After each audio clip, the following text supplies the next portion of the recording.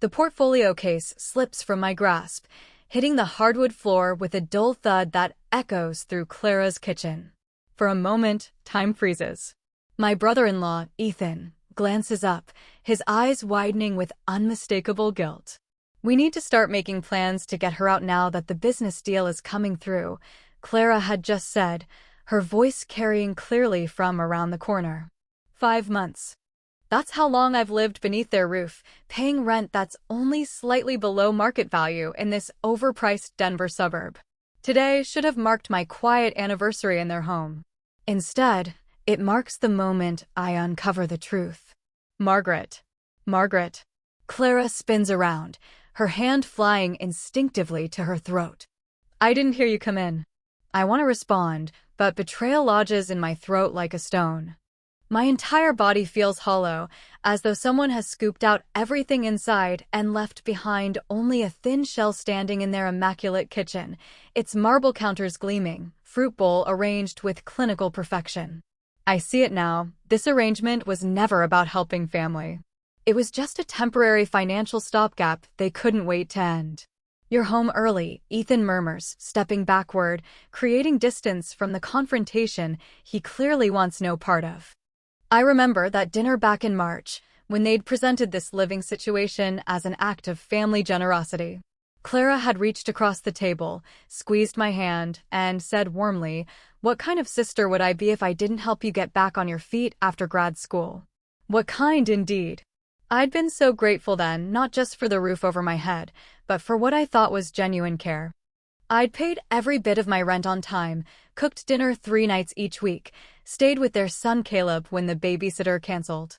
I'd scrubbed bathrooms, vacuumed stairs, and listened to Clara vent about clients who didn't appreciate her design expertise. The first red flag came last month, when I'd casually mentioned staying through winter. Clara's smile had tightened at the edges, her fingers tapping a rapid rhythm on her coffee mug. "Let's not get ahead of ourselves," she'd said lightly. Now everything makes sense. My hands steady as I bend to retrieve the fallen portfolio. 5 years of design school and a master's degree taught me how to maintain composure under pressure. Straightening, I meet Clara's eyes. I heard everything I say, my tone steadier than I feel. "Let's be honest for once." Clara's face flushes, but she recovers quickly. "We were just discussing future plans for the nursery," she replies, letting her hand drift to her stomach, though there's no visible bump yet. "Clara." My voice cuts through the air, halting her mid-sentence. "I heard you. The business deal came through, and now you don't need my rent money anymore." Ethan takes another step back, retreating into the shadows the way he always does when things turn uncomfortable, deferring to Clara, fading out of the conflict. He may be family by blood, but in this moment, he feels like a stranger. Clara's embarrassment shifts to indignation, her posture stiffening. "You shouldn't eavesdrop in someone else's home, Margaret." Someone else's home. Not our home. Not your home. The phrase lands like a physical blow. I've lived here for 5 months, contributed in every way imaginable, yet I've always been an outsider, never truly family despite the blood we share. "How long do I have?" I ask, holding my portfolio tighter. Inside are my sketches for the downtown design contract that could define my career, the one requiring me to stay within commuting distance of the city center. "We can discuss details later," Clara says briskly, shifting into her professional tone. "We'll sit down and agree on a timeline that's fair to everyone." Fair. As if fairness has ever been part of this arrangement. I nod once, then turn toward the staircase that leads to my temporary room. Each step feels heavier than the last as reality sinks in. I'm staring down potential homelessness while working on the most important project of my career. Behind me, Clara's hiss cuts the air. This is exactly why we needed to plan this carefully. I keep climbing, my mind racing through options, calculations, escape routes. One thing is certain, I was never family to them. Only a convenient solution to a temporary problem. Now I have a problem of my own to solve. The next day, while they're outside, the glow of Clara's laptop illuminates my face as I stare at the screen, fingers frozen above the keyboard. I hadn't meant to open her account, The shared family computer simply loaded her profile automatically when I sat down to check my deadlines. But once I saw the subject line, I couldn't look away. Contract finalized, $175,000 commission. The timestamp reads 3 weeks ago. My stomach twists as I scroll through the congratulatory messages from their business partners. They hadn't been struggling financially for weeks, perhaps even months. I gripped the edge of the desk, nausea rising as I read further down the email thread. We need to decide how to handle the Margaret situation now that we're stable again. The pregnancy gives us the perfect reason without seeming callous, Clara had written. The perfect reason. As if I were an object they no longer had use for. I closed the email and pushed back from the desk, my legs unsteady. For months, I've paid rent, cooked their meals, cleaned their home, cared for their child, all while believing I was helping family through a rough patch. The truth cuts deep, cold as winter air against bare skin. That evening, Clara sets the table with meticulous care, placing me in what I now recognize as the guest seat, the one farthest from Ethan at the head. She serves dinner standing, her hand resting occasionally on the faint curve of her pregnancy bump as she speaks. Ethan remains silent, his arms crossed, gaze fixed on his untouched plate. Ethan mentions something that concerns me, Clara says, her tone deceptively light as she serves slices of the pot roast I had cooked before leaving for work. He said you've been overly friendly with him. The accusation lands like a slap. I turn toward Ethan, expecting an immediate denial. He avoids my eyes, then gives a faint, confirming nod when I stare at him in disbelief. That's not true, I reply, my voice steady even as adrenaline races through my body. And you know it.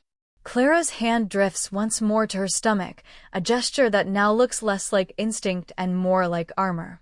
We've also noticed the people you've had over when we weren't home. My fork clatters against the plate. What people? I haven't had a single visitor since moving in. Caleb mentions strangers. She continues smoothly, invoking her 6-year-old son, who is currently at a sleepover. Children don't lie about things like that. Each lie stacks upon the last, piling up like snowdrifts too dense to melt beneath reason. My chest tightens as realization dawns. They're building a case, constructing false infractions to justify forcing me out now that they no longer rely on my rent. I think, Clara says, lowering herself into her chair with deliberate care, you might be happier somewhere else. Especially since we'll need your room for the baby very soon. Everything clicks into place. How soon? I ask, already knowing whatever she says won't be reasonable. 3 weeks should be plenty of time, she answers, cutting her meat with surgical precision. The painters are scheduled for the 4th. My heart slams against my ribs. 3 weeks? In this market? Ethan clears his throat. We checked online. There are plenty of places available. With 6 to 12-month waiting lists, I counter, thinking of the dozens of rental applications I've already filled out in preparation for this day. And the cost first and last month's rent plus a security deposit. Clara's smile tightens. You've been working and living here rent-free for months. Surely you've saved enough. Rent-free? The words almost choke me. I push back from the table and walk briskly to my room, returning moments later with a folder of bank statements. Setting it before her, I point to the highlighted transfers. I've paid rent every single month on time and at the rate you set. Clara barely glances at the evidence. We hate to do this, but family comes first. Our growing family needs this space. Family comes first. The hypocrisy burns in my chest as I gather the papers. My downtown client expects daily check-ins for the next 3 months. Moving farther away would add hours of commuting or risk losing the most significant contract of my career. Their lies have shattered any sense of trust, yet homelessness would destroy everything I've built. As I retreat to my room that night, clutching proof of my reliability, one question circles endlessly. Should I confront them and risk immediate eviction, or stay silent and plan my exit carefully? Doing the right thing might feel noble, but losing everything would not. I slip the bank statements back into their folder, my thoughts churning with limited choices and the bitter taste of betrayal. Clara wastes no time. The following morning, my phone buzzes with 3 separate calls before I even finish my coffee. How could you leave your sister when she's expecting? Aunt Pauline scolds, her voice thick with reproach. Clara told us you already found a place closer to work. I thought family meant more to you. I grip the phone tighter, staring out the kitchen window where Clara waters her petunias, waving when she catches my eye, the perfect picture of innocence. It's not that simple, I manage, but Aunt Pauline has already launched into a lecture about sisterly loyalty that sounds decades old. When I return from work that evening, four cardboard boxes sit stacked in the center of my room. My design materials, once neatly organized in labeled portfolios, are crammed inside, corners bent and pages creased. Fabric samples are mixed with toiletries. I started packing for you, Clara says from the doorway, her hand resting on her barely visible bump. Just trying to be helpful. I notice a small tear in the corner of my presentation board for tomorrow's client meeting. The damage is subtle, but obvious. Oh, did that get damaged? Clara asks, her tone dripping with false concern. Moving is always so chaotic. The next morning, I wake to find my phone unable to connect to Wi-Fi. I try the password 3 times, but nothing works. Knocking on their bedroom door, I wait until Ethan appears in his bathrobe, eyes averted. Changed the password yesterday, he says quickly. Security concerns. I'll text it later today. My presentation is due in 3 hours. Gathering my materials, I leave early, hoping the coffee shop's internet will suffice for final edits. That afternoon, Clara calls as I'm leaving the office. Just wanted to let you know the painters are coming Monday for your room. A pause. Our nursery, I mean. That's 2 weeks before the deadline we agreed on, I remind her. We found someone available sooner, she says cheerfully. Such good luck, don't you think? Each evening after that, my apartment search consumes every spare minute. Each application ends with the same message: we've selected another candidate. The 4th rejection includes blunt feedback, over 80 applicants competing for a single affordable unit. My friend Tessa lets me crash on her couch, but only temporarily. Just for the weekend, she promises, though the unease in her eyes says otherwise. That night, I park behind the design studio, reclining my seat as far as it will go. Sleep comes in short, restless bursts between street noises and the ache of the gearshift pressing against my leg. The temperature dips into the low 40s, and my thin jacket offers little warmth. By morning, my fingers are too stiff to hold a pencil properly. My client notices the shadows beneath my eyes. Are you sure you can meet our deadline, Margaret? The presentation feels unfinished. Absolutely, I lie, forcing a smile, though my sketches lack the precision they once had.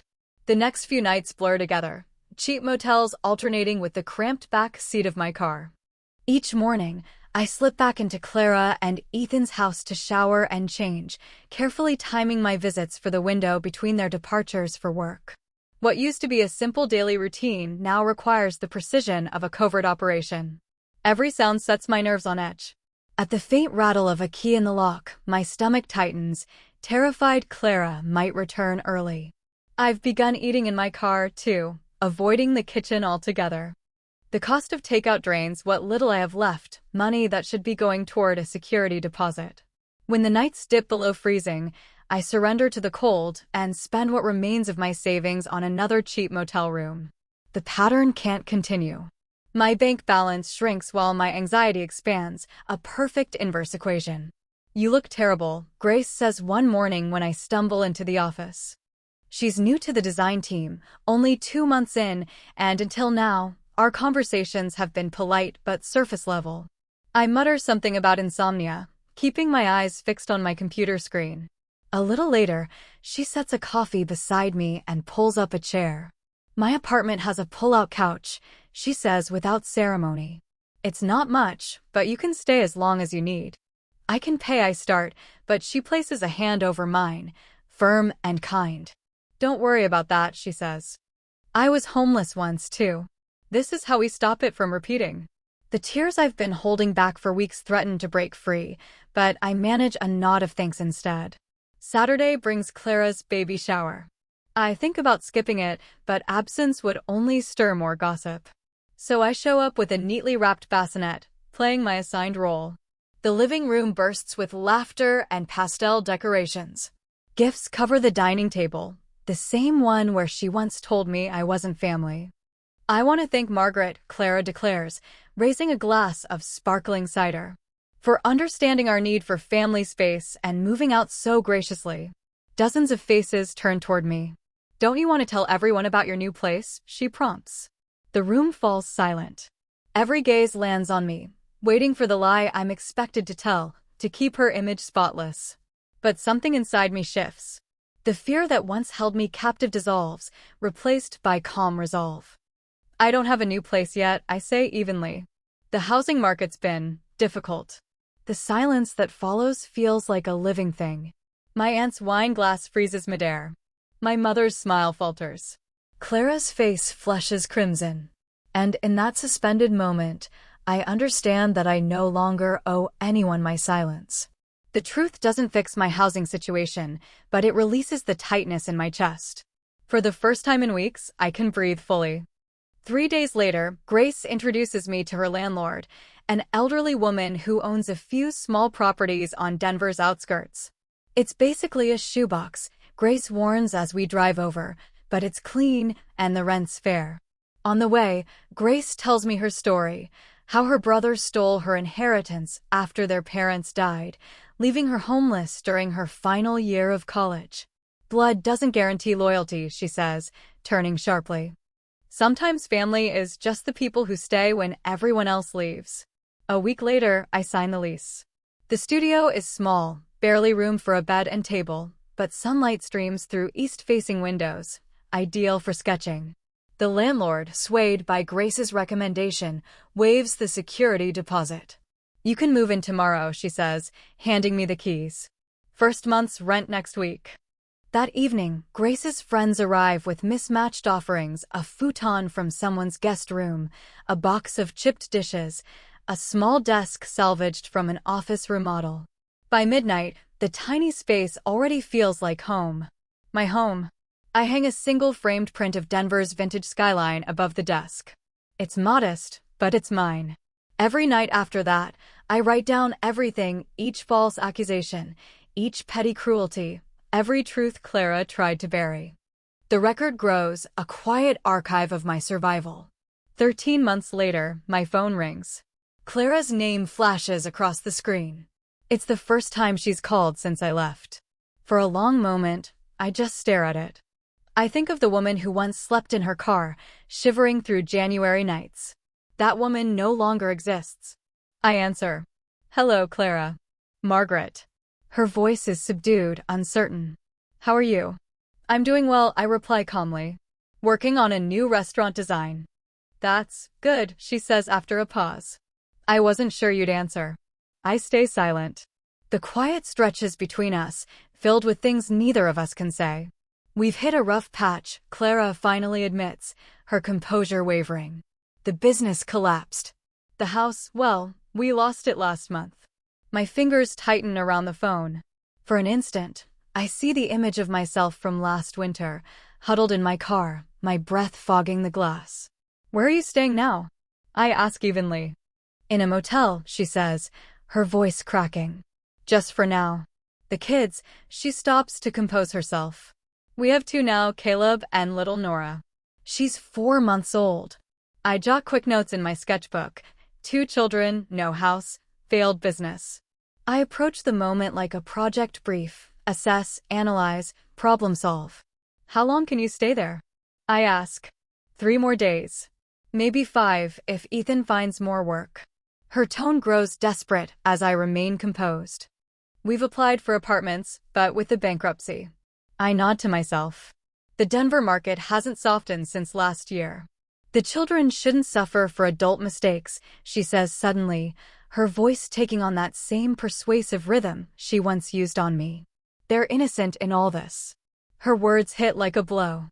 I close my eyes, picturing my old car, the fogged windows, the thin blanket that barely kept out the cold.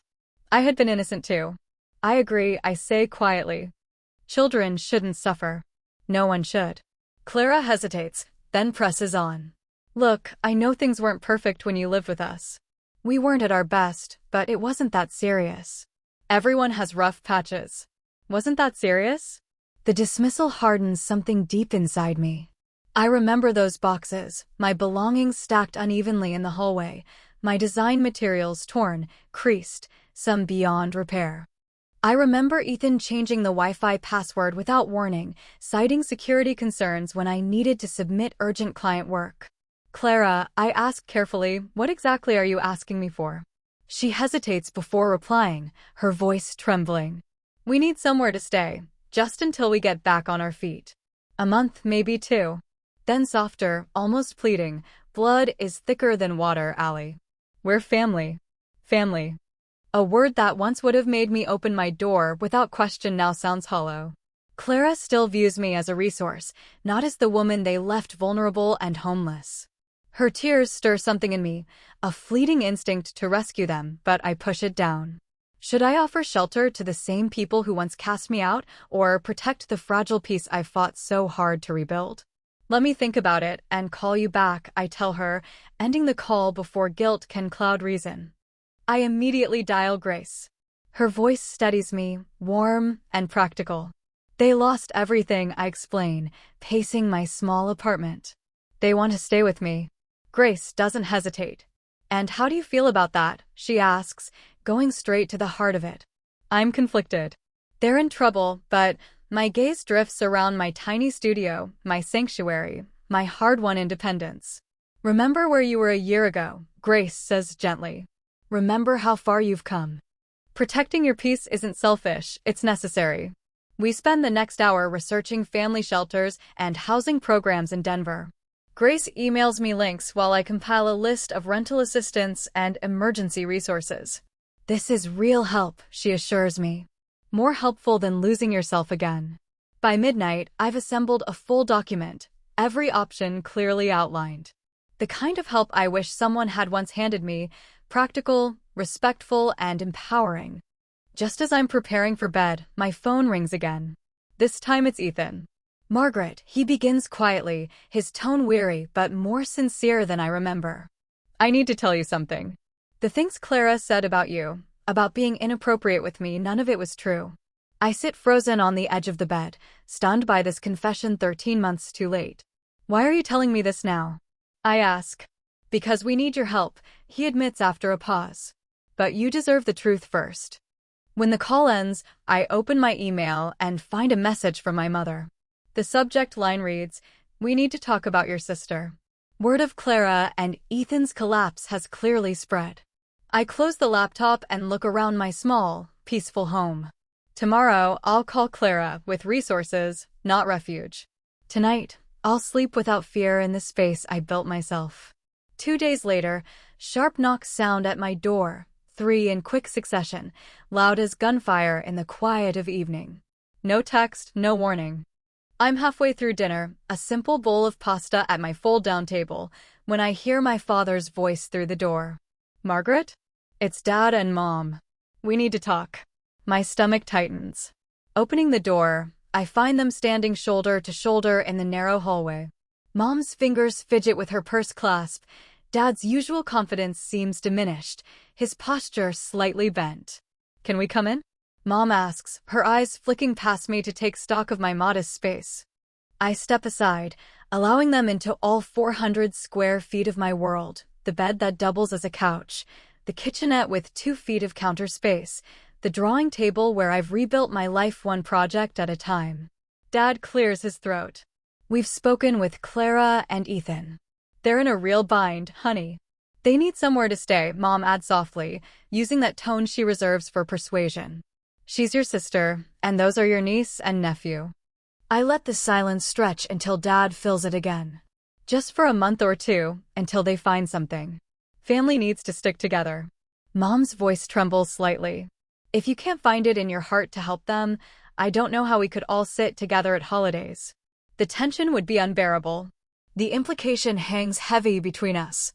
Taking a steady breath, I walk to my desk and retrieve a folder I'd hoped never to use. "Please sit," I say, gesturing toward the bed and the single chair by the wall. I stay standing. I hand each of them a stapled packet. "This is a list of housing assistance programs in Denver, Section 8. Rental vouchers, Family shelters with private rooms, foundations that help with security deposits, even churches that support families. I've highlighted the ones that work specifically with parents and young children. My mother stares down at the pages, as if she's reading a language she doesn't understand. "But you have space here," she protests weakly. "I don't, actually," I reply evenly. "This apartment is barely big enough for me, but that isn't the real issue." I perch on the edge of my desk, meeting their eyes. When Clara and Ethan forced me out, I spent nights sleeping in my car. In February, temperatures dropped to 19 degrees. Dad's face goes pale. "You never told us that." "Would you have believed me over Clara?" I ask softly. "She told everyone I was leaving by choice." My voice stays calm, though my hands tremble. While I searched for safe places to park overnight, they were in their 4-bedroom house with those heated floors Clara loved to brag about. Mom lowers her gaze to the papers again, tracing the lines with her fingers. "I rebuilt my life without help," I continue quietly. "I found housing, kept my job, and created a new support network." They can do the same, using these resources. Everything they need is right there. 2 weeks later, we're all seated at my parents' dining table, the first family dinner since Clara and Ethan's downfall. The tension is palpable, thick enough to slice with the butter knife beside my plate. Clara wears her grief like couture, polished, tailored, performative. "It's just hard to understand," she says, turning to our mother. "Margaret has space, but she won't help family in need. After everything we did for her." That's my cue. I rise, calm but resolute, and pull several folders from my bag. With deliberate composure, I hand one to each person at the table. "This is a timeline," I explain, remaining on my feet while they sit. "It covers the period from the day I moved in with Clara and Ethan to the day I was forced out. You'll find documentation of my rent payments on page 2. The accusations Clara made about me are on page 3, along with statements from people who were present in their home during that time." Clara's face reddens, her composure cracking. "This is ridiculous. You're trying to make us look."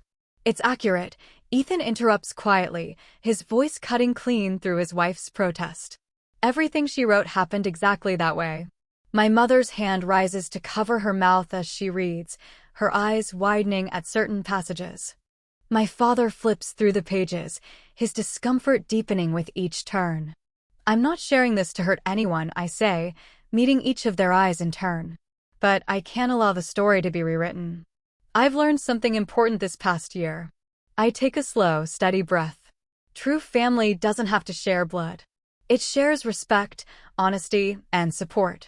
In the following weeks, Grace tells me that Clara and Ethan applied for housing through one of the programs I'd recommended. They qualified for emergency aid because of their young children. My relationship with my parents remains tentative, strained calls, brief text exchanges, a fragile truce rather than full reconciliation. Then, one quiet Tuesday, I find an envelope in my mailbox, my mother's neat handwriting across the front. Inside lies a single sheet of stationery, folded precisely into thirds. I hold it for a long moment before opening it, wondering which bridges can be rebuilt and which are better left in ashes. Sunlight spills through the tall windows of my condominium, scattering golden reflections across the hardwood floors I chose myself.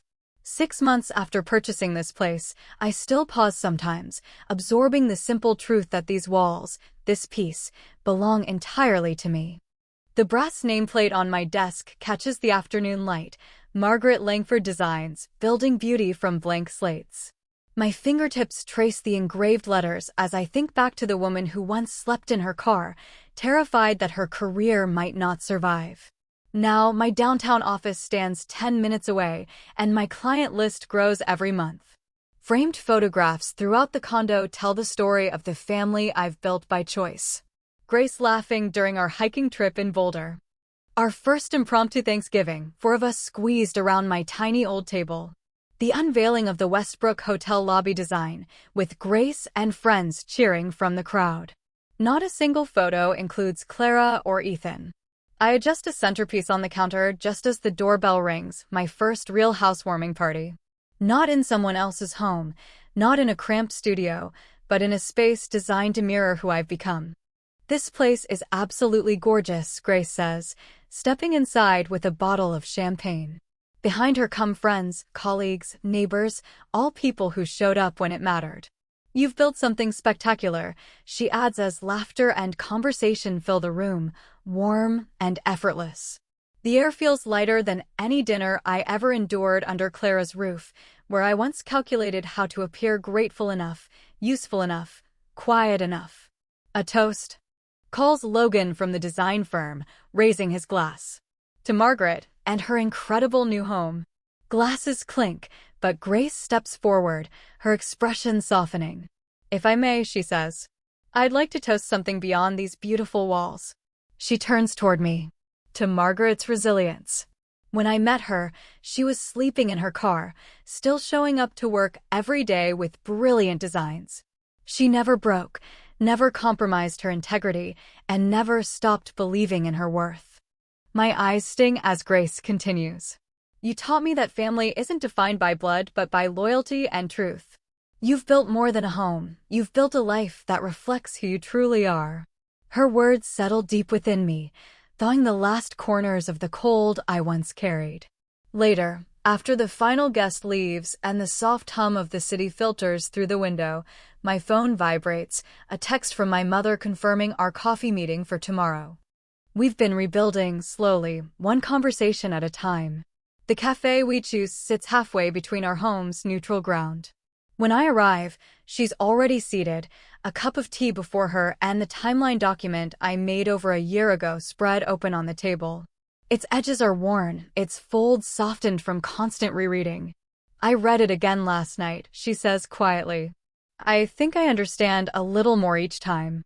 I order my coffee and sit across from her. Understanding is all I ever wanted, I reply. I should have seen it sooner, she admits, carefully refolding the pages. Your father and I, we were so conditioned to believe Clara's version. She was always so convincing. We talk for nearly an hour easier, lighter than before. As we stand to leave, she mentions Thanksgiving, still months away. We'd love to have you, she says gently. And Grace too, if she'd like to come. Any of your friends, really. The house feels too quiet with just your father and me. The invitation lingers between us, not as an expectation, but as an open door. Driving home, I pass Clara and Ethan's old house. A young couple lives there now, their toddler pedaling a bright tricycle along the same driveway where I once unloaded groceries, believing I belonged. There's no ache, no longing, only calm recognition that the chapter has closed. As I drive beyond that familiar street, I find myself reflecting. Maybe healing isn't about rebuilding every broken relationship. Maybe it's about finding peace, even in their absence. Sometimes, the strongest family ties are the ones we forge ourselves. And when it comes to choosing between repairing what's been shattered by blood or investing in the people who earn their place in your life, either path can lead to peace. The difference is that, this time, the decision belongs entirely to me.